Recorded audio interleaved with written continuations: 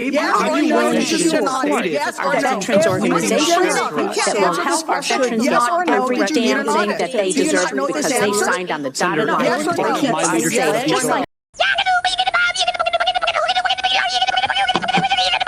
Oh my God, bro. Well, in short, I think Pete Hegseth kicked their asses today. I mean, it wasn't even close. They didn't lay a glove on Hegseth. No mistakes, calm, cool, collected. I mean, before the thing even started, you had this like Code Pink, protester freak show trying to disrupt the hearing. That's the Democratic base, by the way, which probably explains why the Democrats on the committee acted in such a bizarre and unprofessional way. I was appalled at some of the way these senators handled themselves and some of the lines of questioning. I mean, Tim Kaine sounded like a sex pervert in his questioning of Pete Hegseth. Blumenthal, who lied about his service in Vietnam, questioning Hegseth's qualifications.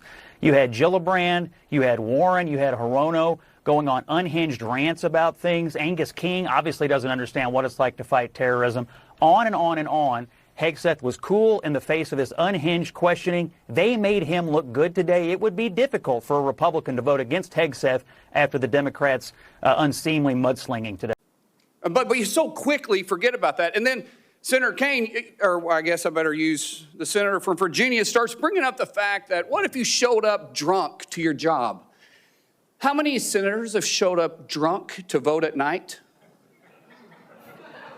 Have any of you guys asked them to step down and resign from their job? And don't tell me you haven't seen it, because I know you have. And then how many senators do you know have got a divorce before cheating on their wives? Did you ask them to step down? No. But it's for show. You guys make sure you make a big show and point out the hypocrisy because a man's made a mistake. And you want to sit there and say that he's not qualified? Give me a joke. I mean, it is so ridiculous that you guys hold yourself as this higher standard and you forget you got a big plank in your eye. We've all made mistakes. I've made mistakes. And Jennifer, thank you for loving him through that mistake. Because the only reason why I'm here and not in prison is because my wife loved me too. I have changed, but I'm not perfect. But I found somebody that thought I was perfect. And for whatever reason, you love Pete, and I don't know why. All right, guys, so we got to talk about the Pete Hegseth confirmation hearing that happened in the Senate, in which, of course, Democrats put on a show that honestly I think backfired, to be honest with you, because listening to some of the questions and the arguments from Democrats, it was clear that they came in with an agenda to embarrass and to smear Pete Hegseth. They wouldn't let the guy answer any questions whatsoever. They kept talking over him, accusing him of all types of crazy things that they heard on MSNBC and CNN, rather than actually having a real conversation about whether or not he is qualified to lead the Pentagon, or whether or not he should lead the Pentagon, or listening to him and hearing him out on his vision and the problems that the woke military is currently facing and his solutions to those problems. Okay, I personally think that Pete is going to do a great job. I think that he is a change agent.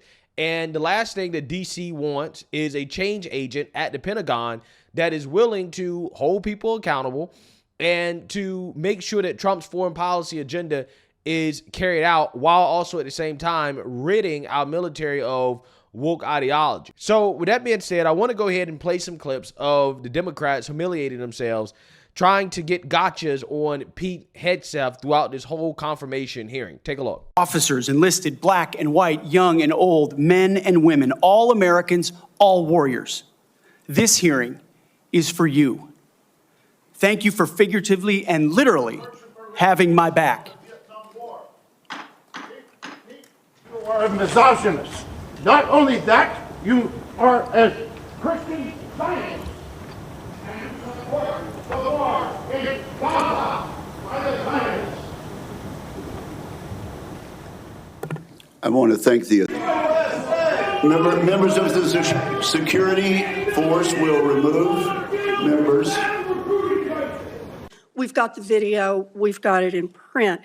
So going back to January 2013, you told a Fox News interviewer that women in the military simply couldn't measure up to men in the military, saying that allowing women to serve in combat roles would force the military to lower the bar. You picked up on that same theme in 2015, making remarks on Fox News, referring to women in combat as, quote, it would erode standards. June 2024, you said on Ben Shapiro's podcast, quote, women shouldn't be in combat at all. And then, of course, we've talked about it in 2024, you published a book, and you say on page 26 of your book, we need moms, but not in the military, especially in combat units. Page 48 of your book, you claim that women should not be in combat roles because men are distracted by women. And then 10 weeks ago, you appeared on the Sean Ryan show and said, I'm straight up just saying we should not have women in combat roles. You're quite sure that every general who serves should not go directly into the defense industry for 10 years. But you're not willing to make that same pledge? I'm not a general, Senator. You'll be the one, let us just be clear, in charge of the generals. So you're saying sauce for the goose, but certainly not sauce for the gander? I would want to see what the policy of the president I'll is. bet you would. Thank you, Senator Warren. Senator Tuberville. Would you use our military to take over Greenland or an ally of Denmark? Senator, one of the things that President Trump is so good at is never strategically tipping his hand. And so I would never in this public forum give one way or another direct what orders the president would give me in any context. That sounds to me that you would contemplate carrying out such an order to basically invade Greenland and take over the Panama Canal. I have read multiple reports of your regularly being drunk at work, including by people who worked with you at Fox News. Do you know that being drunk at work is prohibited for service members under the UCMJ? Senator, those Yes are or no? multiple false anonymous reports peddled by NBC Do you News know that that run directly drinking on the job contradictory to is the dozens of men and women at not Fox News contemplated Channel and- who I work with I'm who not came hearing on the the answer to my record question. and said they've In your never opening seen statement, that. Mr. Hegseth, you commit to holding leaders accountable at all levels. That includes you, of course. And frankly, as Secretary, you will be on the job 24/7. You recently promised some of my Republican colleagues that you stopped drinking and won't drink if confirmed, correct? Absolutely. Have you led an audit of any organization? Yes or no?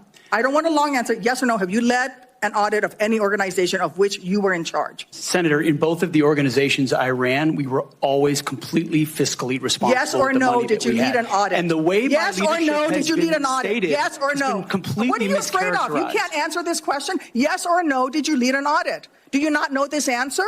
Senator, every Yes or part no? of my leadership Yes of these or no? organizations Yes has or been no? Did you lead an audit? misrepresented I will from take top that to as a no. bottom. What were the findings? So there were no findings because you've never led an audit. What guidance did you give the auditors? None, because you've never led an audit. Nobody expects you to be an accountant, Mr. Hegseth. What we expect is for you to understand the complexity of this Pentagon budget process that is absolutely necessary to outfit our warfighter. Yes, he was very articulate and polished, and he's a TV host. That's his main qualification. I know in TV we sometimes get confused. Why do you denigrate this man's service? I don't understand. 20 years, Scott, decorated, okay. Scott, Ivy Leaguer. Never... He's a TV host. That's all he is. I don't. Wait it's a not second. his main Why qualification. would you That is his main. He said he's a TV I like host. TV It's his main hosts. qualification. It is his. You're denigrating this man's service. I don't get it. you. Not every member who serves deserves to be She in never charge of the denigrated his DOD. service. She said his main qualification is that he's a TV host, and I'm It sorry, that's just is. baloney. I Do It's you think baloney. that do you gets think him he would have been 40% His main chosen for the qualification job? is that he's a warfighter, and he's going to be the closest warfighter we've ever had to the enlisted people running the Pentagon. He's decorated, he's an Ivy you know the Leaguer, guy- and he knows what he's Just doing. to be clear, Scott, I hear you say that because I remember Pete Hegseth said it. I think you should recall that there have been people who have run the Pentagon who have been in war. Even if they are officers, they have been in war. Their service doesn't get to be denigrated either. I'm not, but I think he's Just to be clear. he's closer to the average enlisted man who has been deployed and deployed and deployed, and anybody that's been up for this job but do not say, which is maybe why he defended war criminals. Do not say that there have not. Oh, now he's a war criminal. No, he defended them when Trump Let me take a them. shot at this. Let me take a shot at this. He defended them. This guy killed it today. He came across as a human being. I learned that this was the biggest meeting of Alcoholics Anonymous ever. We had a great job. We learned that every senator drinks. I would ship them some wine to bring down the alcohol content. This was absolutely hilarious at some moments, but he's going to get confirmed, and we can move on. I like dust on boots, a guy that went and fought, saw men and women die, and I also learned today. Yeah, so you see now you heard that. I think that every man who's been in a relationship can definitely relate to what Pete Hegseth was going through there, because those women sounded like nagging wives and girlfriends, okay? If you're a man and you got a wife, you got a girlfriend, you know exactly what I'm talking about, okay? When it's that time of the month, all they do is just nagging.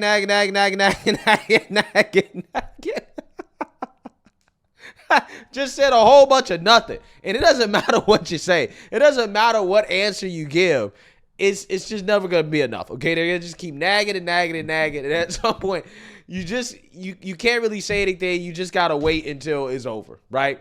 And that's how I feel like that confirmation hearing went. In fact, I think that a lot of this stuff is a waste of time, to be honest with you, because they're not interested in what he has to say. They're interested in getting gotchas, right? They want to ask him a whole bunch of questions using fake stories that were made up by MSNBC to try to get him and to catch him off guard.